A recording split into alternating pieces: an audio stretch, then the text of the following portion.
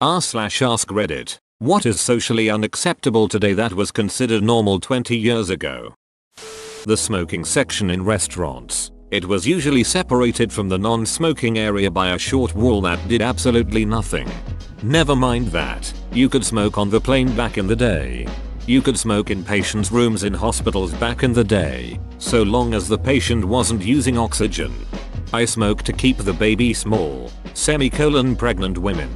That was a defense argument by large tobacco companies back in the day. There is no recorded risk to the baby if the mother smokes during pregnancy, except lower birth weight. I think most women would prefer smaller babies.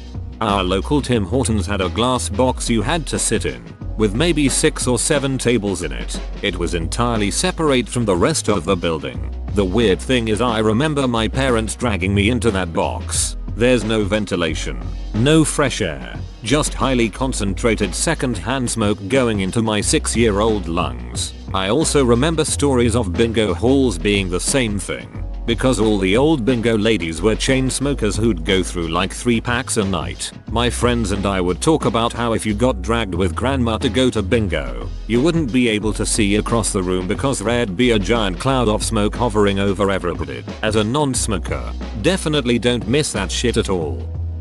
Smoking inside. Man, was that terrible back in the 90s when I was in college. I've never been a smoker, but you wouldn't know it when I came home from the bars. I used to hang my shirt sweater on the back porch when I got home to air it out. My mom was a nurse, and when I was a kid, I remember tagging along when she would pick up her paycheck at the hospital. There would be signs on the patient's rooms to remind people not to smoke because the patient was on oxygen. This was in the 1970s. I was born in the 70s and my mother said you could smoke on the maternity ward back then. Really, in retrospect, it's amazing that smoking inside lasted as long as it did. I smoked on a commercial airliner in 1994. It's staggering in hindsight that this was ever allowed. I work in aviation and all large aircraft require regular inspection, at least once per 1,000 flight hours, for any evidence of people having covertly smoked in the toilets. Planes are about as fireproof as they can be given the textile surfaces, but still you do not want any ignition sources on board. Just a reminder that 1998 was 20 years ago. Shut your horse mouth. But it's true. I was born in 1998 and I'm 20. Okay, well, it used to be socially acceptable to throw mankind off the top of a Hell in a Cell. Now I don't even think they do those kind of matches anymore. Kids being able to go off on their own during the day without their parents really worrying about it. Nowadays children have cell phones, and parents can't seem to shake the fear of their child being abducted or getting into trouble. I'm a high school kid, and a lot of my friends' parents are putting this app called Live 360 onto their phones. It tracks your location, your driving speed, whether or not you brake too hard, and phone usage, among other things. Anytime you change location or do something wrong, your parents get a notification.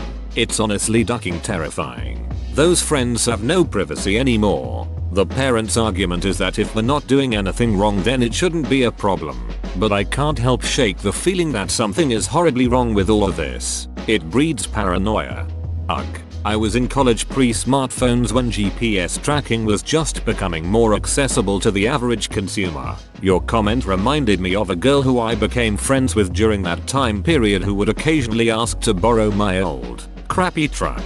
That in itself wasn't odd because my car was a Pose and it was fairly well known that I didn't mind loaning it out. The thing that stood out to me was that this girl was quite wealthy and had a brand new truck of her own that was 1000x better than mine. I thought it was weird she wanted my $1,000 Pose instead of driving hers, but whatever. She never took it for more than a day. She always returned it clean with a full tank of gas. She was an excellent borrower. She eventually informed me that her truck had a GPS device in it and her parents tracked her every move. Even if her errands were legitimate, she'd have to explain where she was and what she'd been doing for every minute that car had been off campus. So, if she needed a break or wanted to meet friends off campus for a lunch, or just needed to go somewhere her parents might view as a waste of time, she'd either ride with someone or beg mine off of me with the promise of a full tank even if she was only going 10 miles round trip. I swore then I'd never do anything like that to my kids and I still feel that way. You wonder how you survived your childhood. Gosh, when I was a kid, there wasn't anything we couldn't do, like play outside until they whistled. My dad only got mad about it if we didn't come when he whistled. All the parents in my neighborhood had a special, the way the whistle. We kids all knew you better get home when you heard your dad whistle. I used to climb this little tree that went up into the high wires, way above the phone lines. When I showed this to my dad, he turned white as a sheet. Very calmly, he said to me, please promise me you will never touch or go near that wire. High voltage. I never told him how my brother and I checked out the manholes and went into the sewer. He'd probably be arrested for neglect nowadays. I was born in the very early 80s. My mom held me the whole way home from the hospital. As far as I can tell, I wasn't in a car seat until I was old enough to sit up on my own. Totally normal, once upon a time. I don't know about when I was an infant, but I remember just using a cushion as a booster so I can see through the window when I was around 3 years old. I also remember going to the fishing hole in bed of my grandpa's truck, trying to stay on the wheel well so I would be a safe distance from the fishing tackle. Calling somebody a retard or gay. Yep, but on YouTube and the internet, it's still going strong. I think you've got it backwards. It's fine IRL where I live, but say it online and expect to be crucified. I think that depends on where you say it. Sure, here or in subreddits where people have serious conversations you're going to get downvoted, but go over to any popular gaming community and you can get away with calling someone something gay or even the F word. To an extent. Drink driving. It was illegal then, of course. But if you were caught, you were regarded as having been silly, as long as no one was hurt. Now though, the vast majority of people are against doing it at all, which is great. I knew people who'd get pulled over by the cops because their car was weaving all over the road. Cop would open the door, they'd fall out of the car, they were so drunk. Then they'd get asked how much farther they needed to drive, and if it was close enough, they'd just get told to go straight home and be careful. Then they'd brag about it the next day. I had a conversation with a guy in his 80s who was absolutely ranting about how he wasn't allowed to drive home after half a bottle of wine, a couple of UK 20 Oz, pints of beer and a gin. He thinks it's a namby-pamby world gone mad. Apu apparently. Wait, the Simpsons character. Did something happen?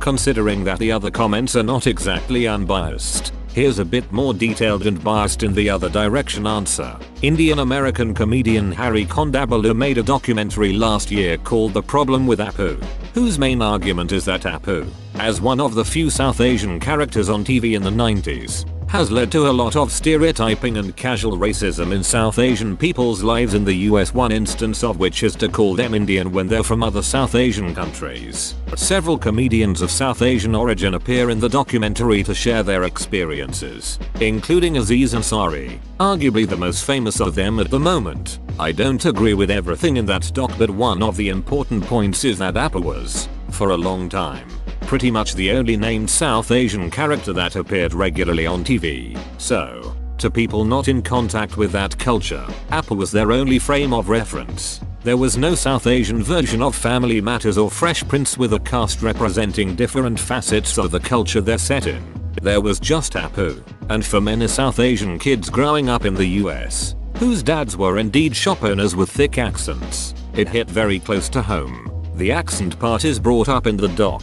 Hank Azaria, who voices Apu and many other beloved characters of The Simpsons, originally didn't care much about the controversy, but has said that after watching the documentary that he changed his perspective. Now of course, stereotyping is a big part of The Simpsons humor, and I think that should not be overlooked. However, as Lindsay Ellis says in her video essay about Pocahontas, colonialism influences every piece of media from every culture in the world. There's a difference between The Simpsons making fun of Scottish people with Groundskeeper Willie, where there is no anti-Scottish sentiment in the US, and Scotland is for many white Americans where their ancestors come from, and The Simpsons making fun of Apu while set in a world where many South Asians face discrimination in their daily lives, and many of them even more so because they are Muslim. The Simpsons lampshaded the controversy in the episode No Good Read Goes Unpunished, but Kondabolu found its resolution dismissive, with the characters essentially saying, well, It was okay back then and now it's considered offensive. What are you gonna do? So that's my take on the issue. And I think many people feel attacked by this documentary because we like Apu. And we're meant to like him. He's a good guy. So there is a lot of name calling going on.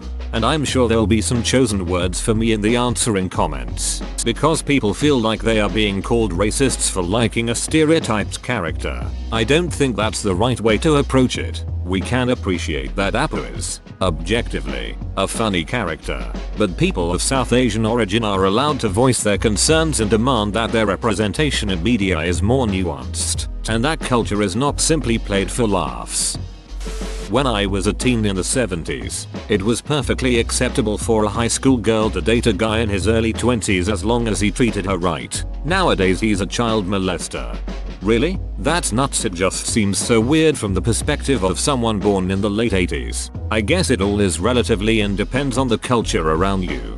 It has a lot to do with what you expected to happen to the girl and how you thought her life was going to go. You were a teen in the 40s or 50s, so you think she's going to be a housewife. Maybe she'll have a job as a secretary or in a shop until she gets married in 2-4 years. She has met or is about to meet her future husband. Maybe she'll even work until she has kids, about a year or two after she gets married. You think she will live at home until she gets married and have a curfew and follow your rules. If you're progressive, maybe she will get an apartment with some other girls her age and you'll know they are nice girls and know their parents, or rent a room in a widow's house. That widow won't allow boys in her room. She's not going to be the breadwinner. In a few months when she is 18, she may not be able to open a bank account, and if she does, the banker will tell you her parents, especially her father, her balance, and may even ask your permission to let her make a large withdrawal. Landlords, colots may tell her to go get her dad or husband even if she has cash, and while legally able to get a loan, she might be turned down solely based on being a woman.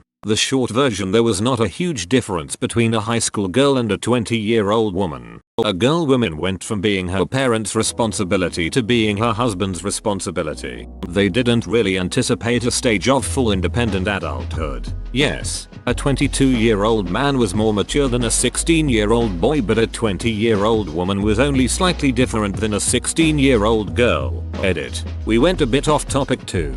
We went back 50 years, not 20. It was not uncommon when I was at school in the 90s for girls to have boyfriends in their 20s, even if we thought it was creepy. And the 3 I knew, their parents were fine with it.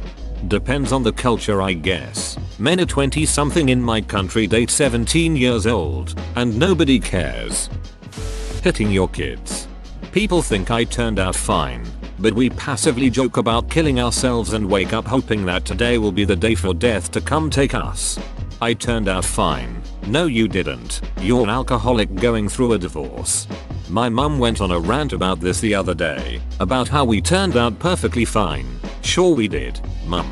But she'd be arrested for child abuse nowadays. And how stupid it was. Or, you know, maybe they just found out there are more effective ways of disciplining your kid than hitting them.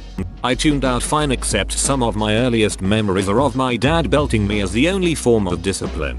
We're not very close now, I'm an adult. For many other reasons too, but kids remember that shit forever. Sexual innuendo in the workplace. This went away. I get it every day at a factory. And it's probably actually against your company policy. It's just allowed because no one does anything about it.